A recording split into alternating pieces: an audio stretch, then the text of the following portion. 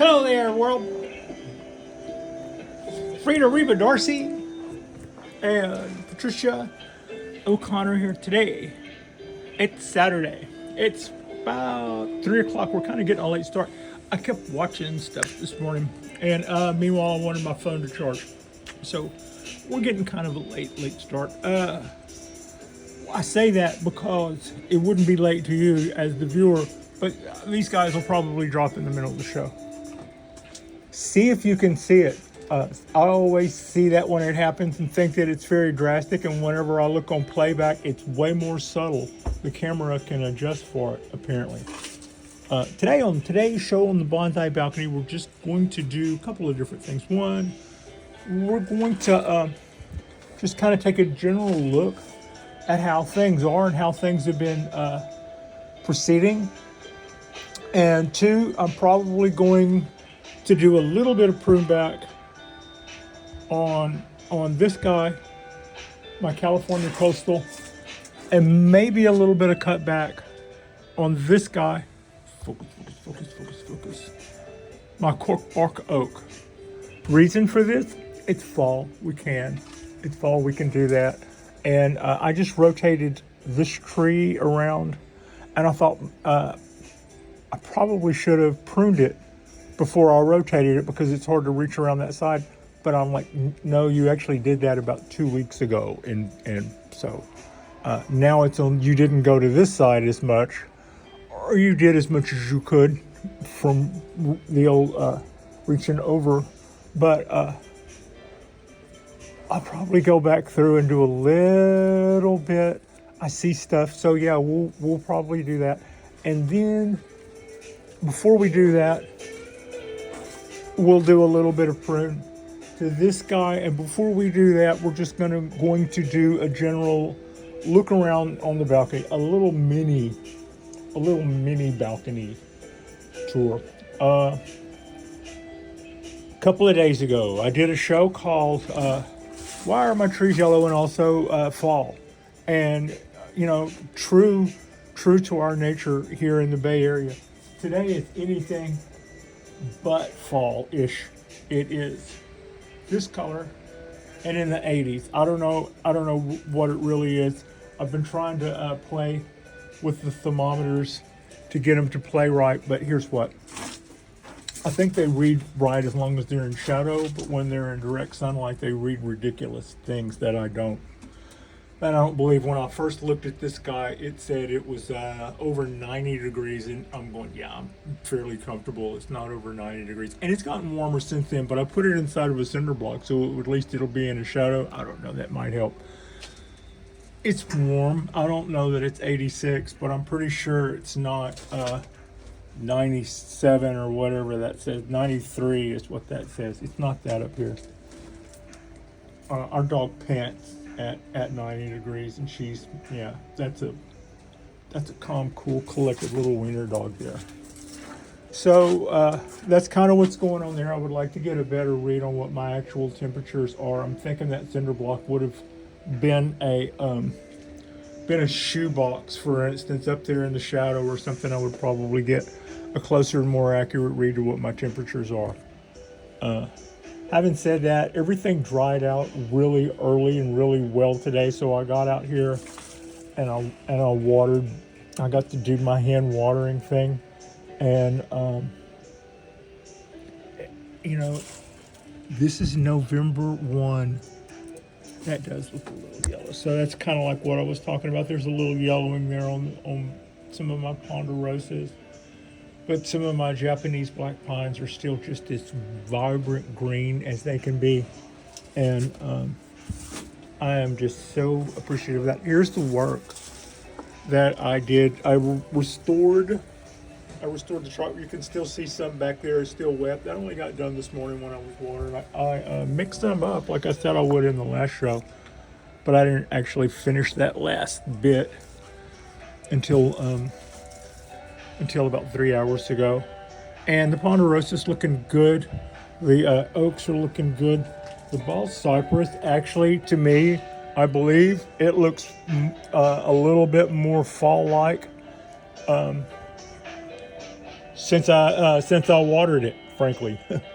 It's just now starting to show the lower branches and stuff that's not enjoying, parts of the tree that aren't enjoying apical dominance are starting to yellow. The lower branches, the small tiny growth that's kind of shadowed and stuff. Anything that wasn't playing a top dog photosynthesis role is already starting to yellow, and it's happening fast. So that would be nice. So far, we haven't had the kind of change of seasons that would make this guy do that boom red, and we don't always get that. That's what makes those so special. So we'll just kind of wait back and kind of kick back and see how this progresses. Now, I've had some thoughts on my ball cypress before we venture into the oaks and stuff. I don't know when it was, last summer, I did a show where I did some work on these. I continue to work on the taper as they grow and they wrap around these big cuts on these ball cypress. You see that you need to reshape that somewhat to keep something from happening that you're watching slowly happening. And if you haven't done this before and you try to anticipate everything, you may get it wrong. I think listening to some of my teachers say, react to what it's doing, not what it's going to do. That anticipation of things a lot of times has us fretting over stuff that never happens, baby. So in keeping with that, we did a lot of work, and you can see like I hollowed pieces out, and since then all of this rollover has occurred since then. So that's been since last summer. Worked on this side, worked on this edge, and worked on carving down these edges, and then I kind of pasted up mostly these. I wanted to protect these edges and protect the bark and make sure we didn't have anything there. But then as I came around here, you can see this never rolled over. It's as if I had a circle of bark here and I broke that circle, and rather than heal back, which I probably also did that here, but if I would have broke that circle here, there was this branch, there was this branch, there was this branch, and there was at the time this branch, and all of that energy right here would have made sure that this circle would have continued on around and closed. Down this side of the tree, there weren't any branches. This stuff here is this branch here is the farthest. And guess what? The rollover that was supposed to come right here, as I showed in the last show, drops all the way down to the first branch in, the first thing that grows in, and that's where the rollover is. And that line. So when I broke this line, where it chooses to close that seal is up to the tree, and as it stands, there wasn't a lot of growth of things right in here anywhere on this trunk. And so it goes back down to the farthest place down and in, and that's where the rollover started, from basically those branches down there. So by breaking this line, I induced that.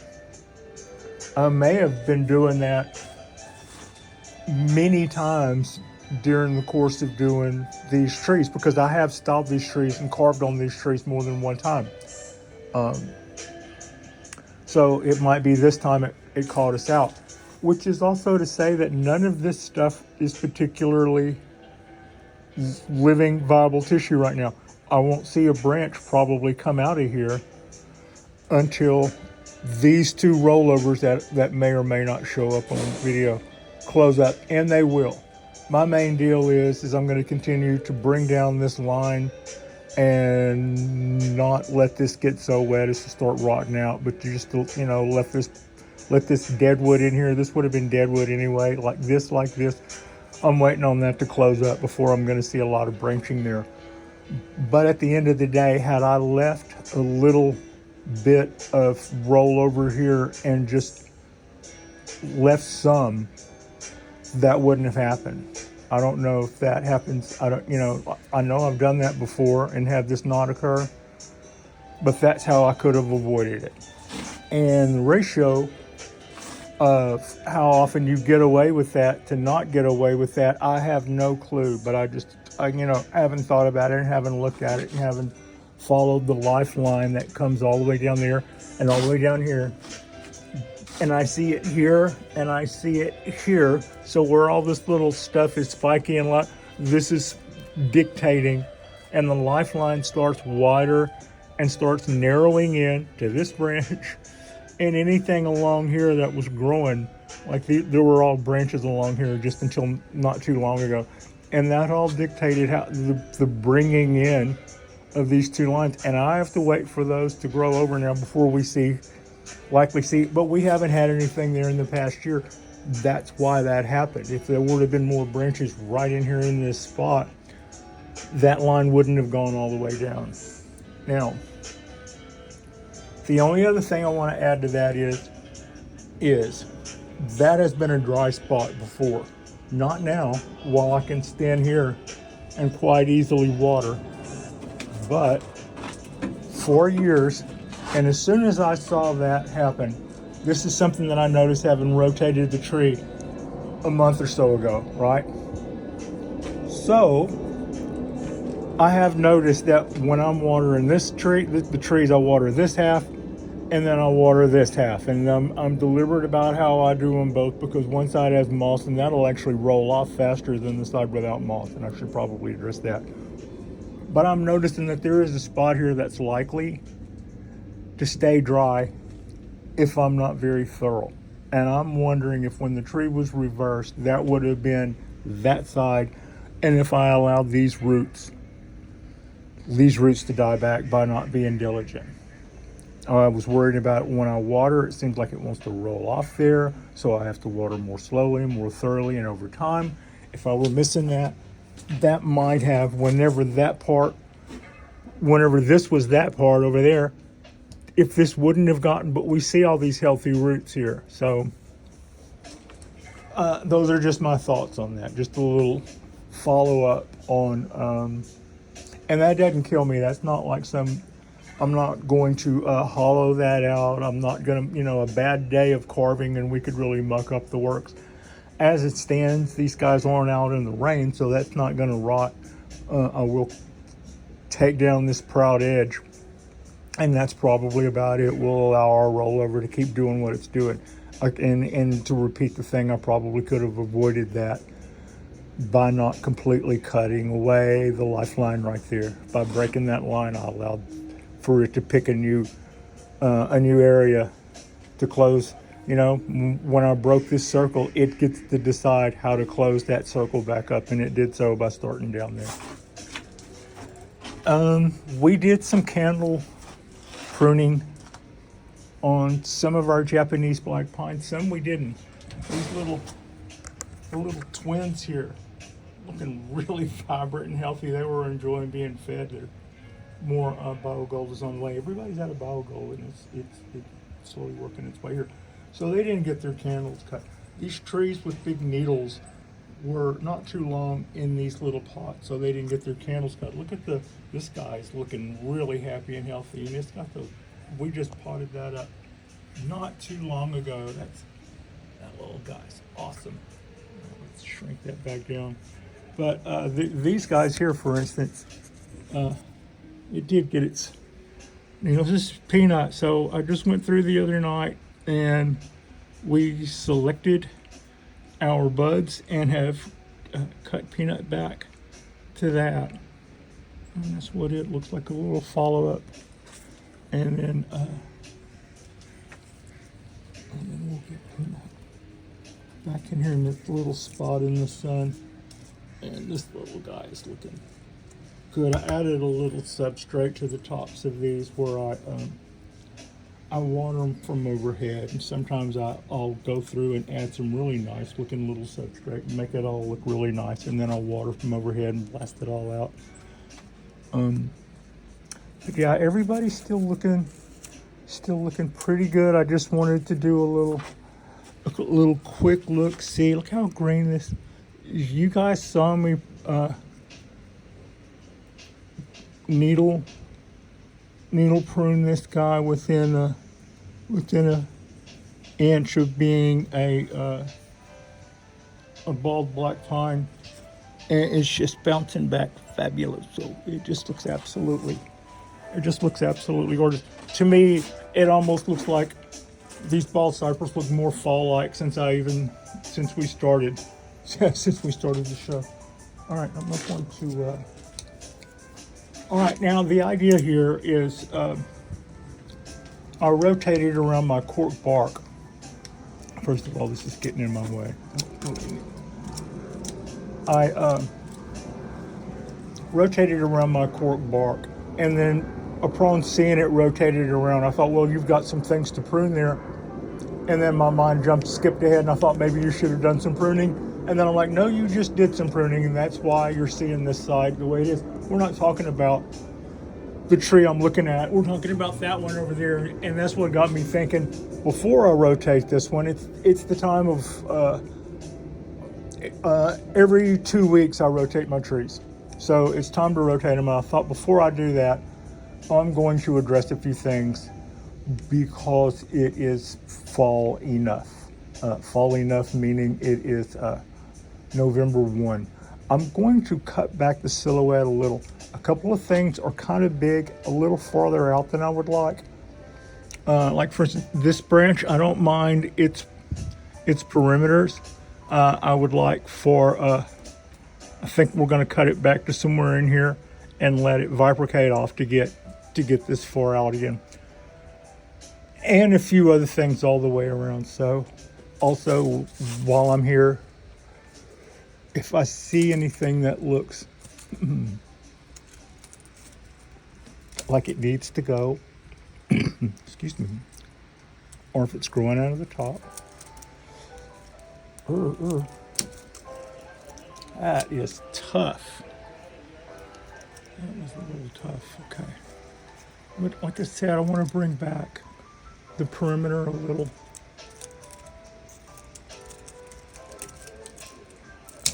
Kapow. Are you going to be able to do this? Go big, Pat. All right. That was some pretty heavy scissors. Let's go.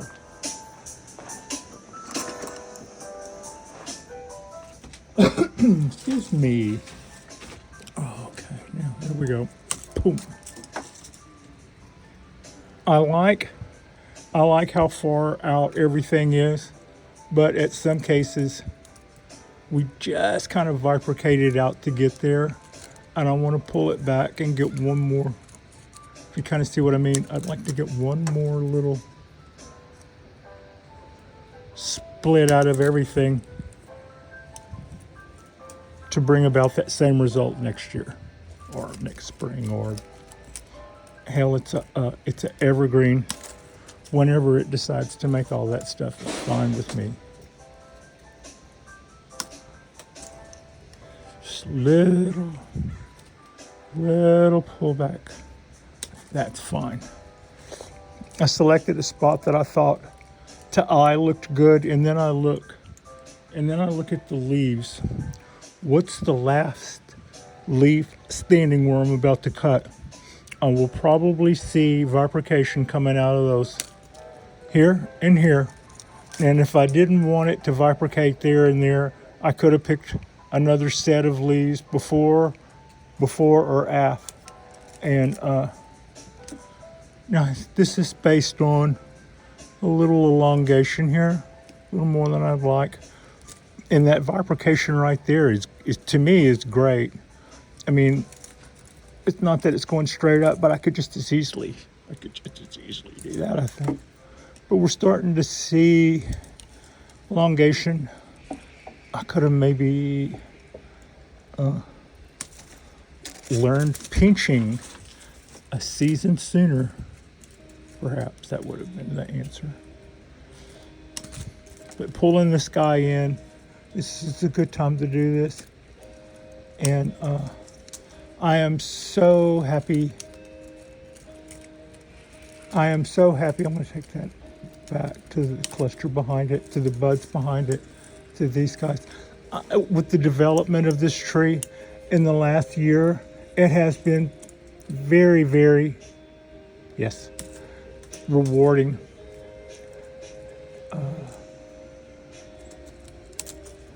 Cut that leaf, didn't you? It has been very rewarding, and it has given me just enough of the right things to do. You know, this isn't compared to, you stand by that, that's fine. Compared to seeing dieback and stuff that we went through a couple of years ago on this tree, it's just been the building back process. It's like it had the roots, it had the root mass to do great things, and when it lost major pieces of foliage, major chunks of wood, it still had the root mass in the pot to sustain that much stuff had it lived. So it was, it's like it switched on to put it back quickly. I was pretty thankful about that. And it was, I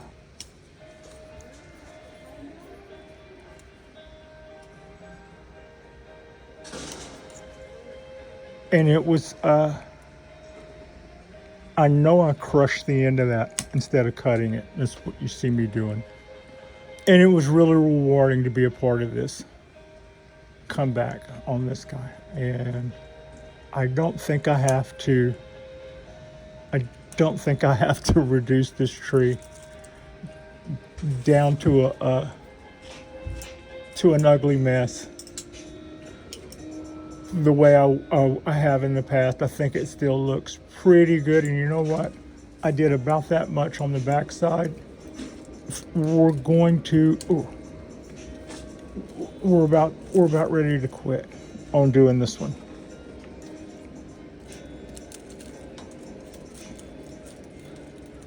A couple of straight ups and I'm out of here. Get a couple of these straight up things and I'm out of here.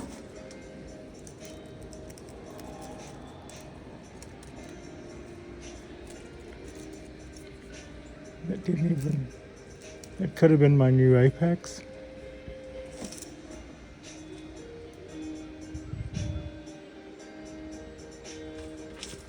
Look at you thinking you're the new apex. I just totally bought into that. You were just so confident. You get to be the new house sheriff. All right.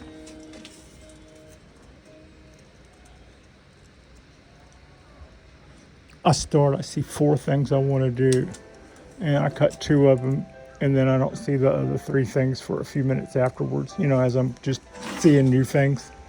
And then I say, okay, I'm going to quit, and then I just see 1 more, and then 1 more, and then 1 more, and then 1 more. Alto.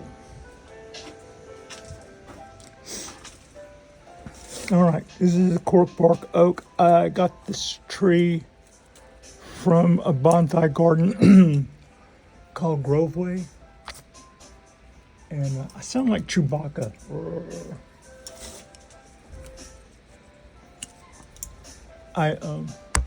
It is about a 40-year-old tree. It doesn't make acorns, which I think is the 50-year-old tree thing. I've had it 4 or 5 years.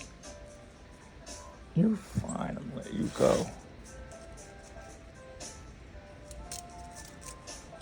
It loves to be watered. It goes through a lot of water. It's about to go through a thing where it's going to put out a whole bunch of leaves, but at the same time, it's going to start dropping leaves and putting them out both at the same time. It's kind of weird to watch. It used to scare me when I would see that many leaves drop. And I go, you just made this leaf yesterday and you just killed it a day later.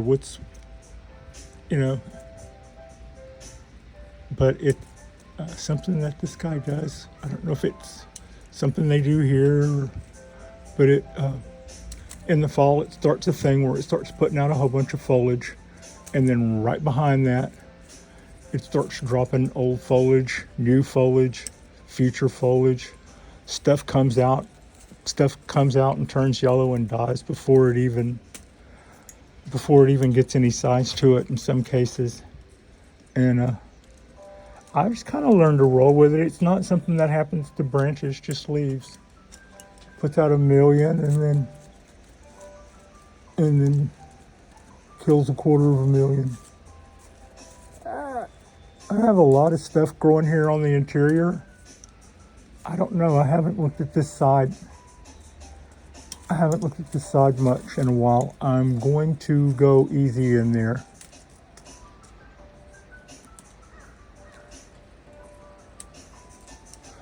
Like all this stuff wasn't happening last time I saw that good. So I think I would like to evaluate before I go.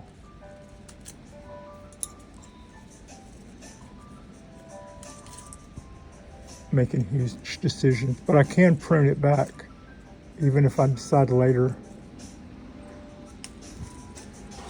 It's hot enough that I should probably be concerned about camera heat too.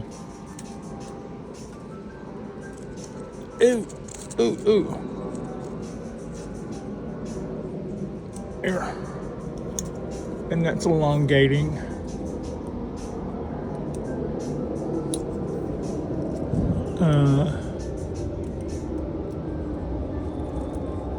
Do that. Do that. Do that.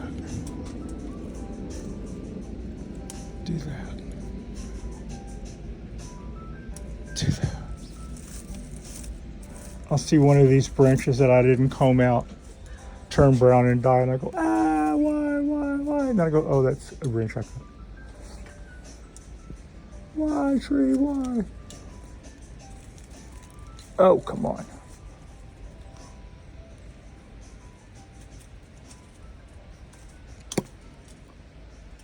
Okay. We can get better light in here now. I'm getting more light in. And I pruned everything back a little.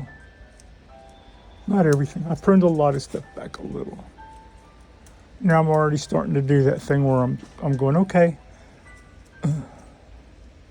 Followed by the just one more.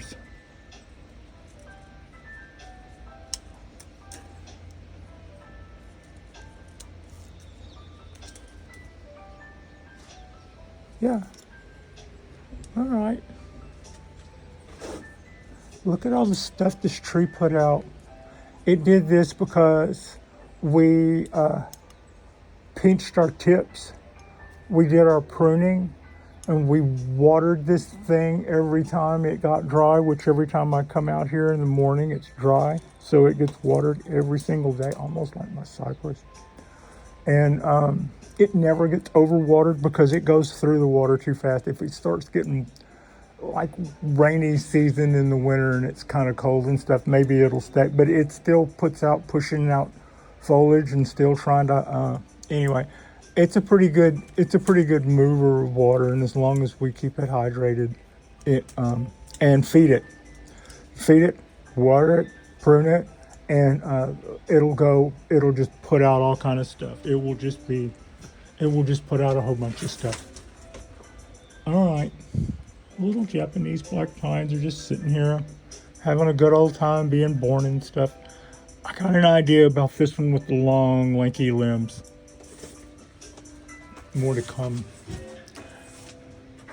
This guy, trident maple, got some good signs that we've got some really good root action going on down there. And by really good root action, I mean that the top goes through its water at a good rate, independent of what's happening down here, and they both are taking up water. Well, I think this spring, I don't want to, I'm like really big on not nailing myself to anything these days, but I think I see this happening in the spring, a little separation. I'm wondering if I could have allowed for more, but you know, I want to fill that up. If I fill that up, I can put that in a terracotta pot and start from there. I think that'd be a great start. And I see maybe doing that in the spring.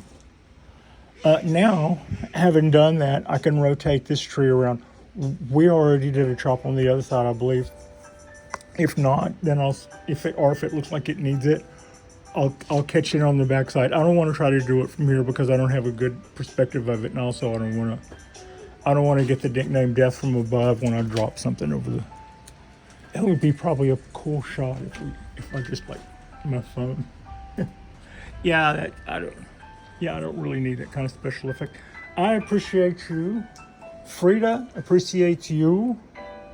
It is our Saturday. I got a pot roast cooking. That's a milk bone. You love milk bones. I know, but I've been giving you the meaty ones. I appreciate you. Frida, don't they look like they're a little closer to fall than when the show started? And it wasn't that long of a show. Our next drop will be manana, tomorrow. And thank you all. Thank you all so much for watching. Cue the jet.